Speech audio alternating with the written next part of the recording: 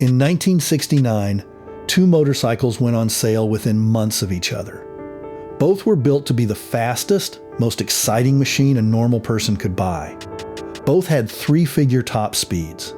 Both were aimed at the same customer in the same country, at almost the same price. One of them came from a company that had been building motorcycles since before the First World War in the nation that had supplied more of the world's motorcycles than anyone else. The other came from a company that 15 years earlier had been bolting small engines onto bicycle frames in a country still clearing rubble from the war. Within 5 years, the old company was finished. Not struggling, finished. And the strangest part of this story is that everybody involved saw it coming, and it happened anyway. Before we get to 1969, you need to understand how much there was to lose. After the Second World War, Britain didn't just make motorcycles. Britain sold them to the world. Triumph, BSA, Norton, Royal Enfield, AJS, Matchless, Villiers, Vincent, Ariel, Douglas, Francis Barnett. Names that meant something in every country with a paved road, and in quite a few countries without one. This was not a cottage industry. It was one of Britain's genuine export successes, in a period when the country desperately needed export successes. Motorcycles earned foreign currency at a time when the government was rationing it. And the most important foreign market, by a distance, was the United States. American riders bought British machines by the tens of thousands. When Marlon Brando needed a motorcycle for the Wild One, he rode a Triumph. When Steve McQueen wanted something to ride in the California desert, he rode a Triumph. The Bonneville was named after an American salt flat, because that is where the money was. So keep this in mind for the rest of the story. This was never only a British industry. It was a British industry that lived on American demand, and it had built its entire dealer network, its advertising, and its self-image around a customer 4,000 miles away. In 1959, a small Japanese company opened an office in Los Angeles with a handful of staff and some very small motorcycles. The British trade press was not worried. Honda was selling machines with engines under 250 cc, mostly to people who had never ridden anything. The received wisdom in Coventry and Birmingham was simple and comforting. The Japanese could have the toys. Real motorcycles. Big, heavy, fast motorcycles were a British business and always would be. That same year, Honda did something that should have ended the argument permanently. It entered the Isle of Man TT. The Isle of Man was not a friendly venue for a newcomer. It is a 37-mile course made of public roads, stone walls, houses, and hedges, and in 1959 it was the most important motorcycle race in the world. It was also, in every sense that mattered, home turf. Honda's first attempt was respectable rather than frightening. The bikes finished. They won the manufacturer's team prize in the 125cc class, a polite result from a curiosity. 2 years later, in 1961, Honda came back and took the first 5 places in the 125cc race. Then it took the first 5 places in the 250cc race as well. Not a win. Not a lucky podium. The entire top 5, twice over, on British roads against the establishment. This is the part of the story that is genuinely hard to explain. The warning was not subtle, it was not delivered quietly, and it was not delivered somewhere far away. It was delivered on the Isle of Man, in front of everyone who mattered. And the conclusion drawn in Britain was that the Japanese were very good at small racing engines, which was true.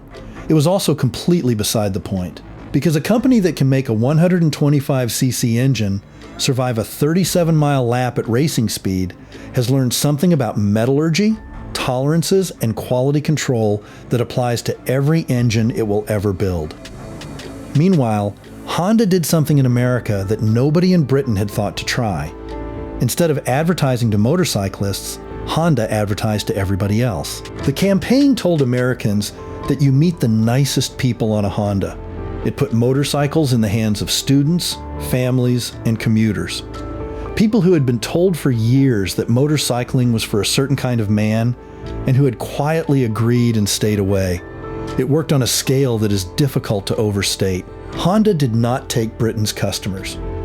Honda created millions of new ones, taught them to ride, and waited. Because a customer who learns on a small motorcycle eventually wants a bigger one. Which brings us to 1969. Triumph and BSA got there first. Their answer was a 750cc three-cylinder machine sold as the Triumph Trident and the BSA Rocket 3. The same engine in two sets of clothes, because by then the two companies were part of the same group and still pretending to compete with each other. It was genuinely good. It was fast. It sounded extraordinary, and anyone who has heard a Trident on open pipes will tell you the noise alone was worth the money. On a British road in 1969, it could beat almost anything. Then Honda showed everyone the CB750, 4 cylinders, an overhead camshaft, a disc brake on the front wheel at a time when British machines were still stopping with drums, an electric starter so you did not have to kick a large engine into life on a wet morning, and an engine that would run all week without marking the garage floor. It also undercut the British bike on price. Put those two motorcycles side by side, and you are not looking at a close contest between rivals. You are looking at 2 different decades that happened to go on sale in the same year. Now here is the detail that turns this from a defeat into something harder to forgive. The Trident was not a panicked response to the CB750. It could not have been. Triumph had no idea what Honda was building. The triple had been developed years earlier by Bert Hopwood and Doug Hele, 2 of the best engineers Britain had. Running prototypes existed in the middle of the decade. And then it sat there, while management decided whether to spend the money. By the time it reached showrooms, the design was around 4 years old, and the world had moved. A machine that would have looked formidable in 1965 arrived in 1969 to be measured against a Honda that had been designed with full knowledge of what the market had become. The engineers had done their job. The delay was not theirs. The easy version of this story says the British industry lost because British workers were lazy. That version is popular, it is simple, and it is largely wrong. Here is what actually happened. For 20 years, British motorcycle firms had taken profits out of the business instead of putting them back in. Factories were old. Tooling was old. Some of the machinery pressing parts in the 1960s had been installed before the war and was being nursed along by men who knew its moods. Ownership was a maze. Companies bought each other, kept competing brands alive out of sentiment, and ran duplicate models against themselves. At one point, the same group was selling several different motorcycles to the same customer and paying to develop all of them. And the engineering culture had hardened into something like faith. Overhead camshafts, electric starters, oil-tight cases, unit construction. None of this was mysterious. It was all known technology, understood perfectly well by British engineers. It was a series of decisions that cost money up front, and the money had already been taken out. Meanwhile, Honda had spent the 1960s winning races with engines that revved beyond anything the British considered sensible, and then building the factories to mass produce what it had learned. One side was defending. The other side was investing. And before anyone concludes that British engineering had simply run out of ideas, it is worth remembering the Norton Commando. Launched in 1967, it solved a problem that had defeated everybody. A big British twin vibrated hard enough to loosen the rider's fillings. Norton's answer was to mount the whole engine and gearbox assembly in rubber, isolating the vibration from the frame. It was clever, it was original, and readers of the British motorcycle press voted it Machine of the Year 5 years running. So the talent was still there. What was missing was a company capable of turning that talent into a modern factory. If you find yourself drawn to stories where the people who invented something get overtaken by the people who kept improving it, subscribe. This channel is full of them, and almost none of them end the way the poster version says. There is one more part of the collapse that usually gets left out, because it is less dramatic than a factory closing. A motorcycle industry is not just the companies whose names go on the tank. Behind them sat hundreds of small British firms making pistons, carburetors, bearings, chains, electrics, and frames. Amal made the carburetors. Lucas made the electrics. and made them badly enough that riders across the English-speaking world still call the company the Prince of Darkness. When the big names started to fail, those suppliers had nowhere else to sell. They did not shrink. They closed. That matters because it is the difference between a recession and an extinction. A company can recover from a bad decade.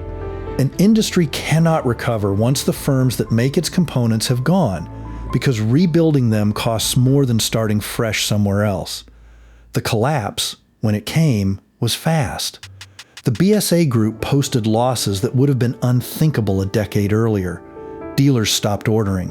In 1973, under pressure from the British government, what remained of BSA, Triumph, and Norton was pushed into a single company called Norton Villiers Triumph. The new management looked at the books and made a decision that made complete financial sense and destroyed what was left of the industry's soul. They announced that the Triumph factory at Meriden would close. Meriden had been building Triumphs since the 1940s. It was where the Bonnevilles came from. And the workforce did something that management had not planned for. They refused to leave. In September 1973, the workers blockaded the gates and occupied the factory. Not for a weekend. They held it for roughly 18 months, through 2 winters, living on hardship payments and donations, while finished motorcycles sat inside the fence unable to be sold. Think about what that actually means. These were not people refusing to work. These were people who had been told to stop working, and who physically occupied their own factory in order to keep making motorcycles. In 1975, with government backing, the site reopened as a workers' cooperative. The people on the shop floor now owned the company. It survived for 8 more years. The Meriden Cooperative finally closed in 1983. That is usually where this story ends, with the last Bonneville rolling out of a dying factory. But it is not the end. The Triumph name was bought by a British builder and property developer named John Bloor. He did not try to restart the old machinery or the old methods, and that turned out to be the most important decision anyone made in this entire story. He spent years and a very large amount of his own money building a new factory with modern equipment and put a new generation of Triumphs on sale in the 1990s. Triumph today is a real international motorcycle manufacturer, selling machines in serious numbers. But notice what had to happen for that to work. The name survived. The engineering did not. The factories did not. The suppliers did not. Bloor did not inherit an industry and fix it. He bought a badge and built a new company behind it. So what is the lesson people usually take from all this? Normally it is one of 2 things. Either the Japanese were unbeatable, or the British did it to themselves. Neither is quite right. Honda did not win by cheating or by dumping cheap products on the market. Honda won by giving customers electric starters, brakes that worked in the rain, and engines that stayed together, and by charging less for all of it. That is not a trick. That is doing the job properly and being willing to spend what doing it properly costs. And the British did not lose because the people building the motorcycles stopped caring. The men who occupied Meriden for 18 months through 2 winters were not the problem. They were the last people in the story still trying. The industry lost because the decisions that mattered were made years earlier in rooms where nobody was building anything. Not to invest, not to retool, not to take small Japanese motorcycles seriously while there was still time to respond, not to release a finished design because the tooling would cost too much this year. By the time those 2 motorcycles met in the showroom in 1969, the argument had already been settled. The Trident was not beaten by the CB750. It was beaten by 15 years of meetings. There is a version of this that gets told as a tragedy about national decline, and it makes for a satisfying story if you are inclined to believe the world used to be better. But it is not really about a nation at all. Kodak had a moment like this, and Kodak invented the digital camera. The American car industry had one. So has almost every organization that was ever so far ahead that catching up looked like somebody else's problem. The pattern is always the same. The threat arrives looking harmless and slightly ridiculous. It gets dismissed by people who genuinely know more about the product than anyone else alive, and who are right about the product and wrong about everything else. And by the time it stops looking ridiculous, responding, would require money that was spent a decade ago. Britain invented the modern motorcycle industry and then handed it over.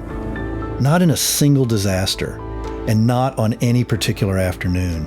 It was handed over gradually through a long series of reasonable-sounding decisions made by confident people who were certain they had more time than they did.